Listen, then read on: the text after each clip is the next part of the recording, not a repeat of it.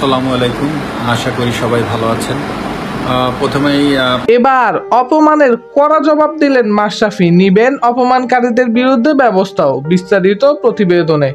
কোটা সংস্কার আন্দোলন ঘিরে দেশ জুড়ে চলছে ব্যাপক অস্থিরতা। ছাত্রদের বৈষম্য বিরোধী আন্দোলনকে কেন্দ্র করে এরই মধ্যে বহু প্রাণহানির ঘটনাও ঘটেছে। চলমান আন্দোলনে একাত্মতা পোষণ করেছেন নানা শ্রেণীর পেশার মানুষ, বাদ যায়নি ক্রীড়াঙ্গনও। অনেক তারকা ক্রিকেটারই হত্যাকাণ্ডের বিরুদ্ধে সরব হয়েছেন, রক্তপাত বন্ধের আহ্বান জানিয়েছেন কেউ কেউ। তবে চলমান এই আন্দোলন নিয়ে নীরবে আছেন জাতীয় দলের সাবেক অধিনায়ক ও নড়াইল ২ আসনের সংসদ সদস্য মাশরাফি বিন মুর্তজা। তার এমন নীরবতা মেনে নিতে পারেনি ভক্ত সমর্থকরা। এতদিন সোশ্যাল মিডিয়া পর্যন্ত সমালোচনা সীমিত থাকলেও এবার সেটির বিস্ফোরণ ঘটল।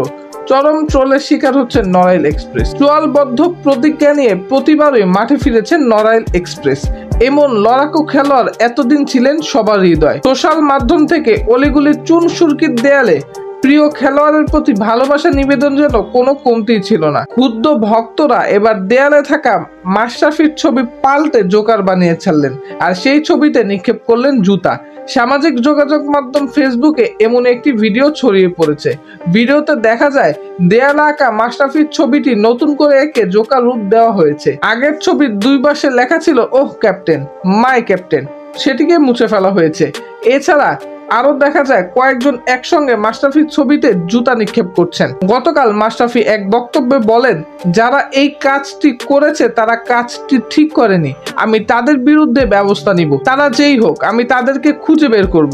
সুপ্রিয় দর্শক, মাশরাফির এমন কথার সাথে আপনাদের প্রতিক্রিয়া কি তা অবশ্যই কমেন্ট করে জানাতে ভুলবেন না।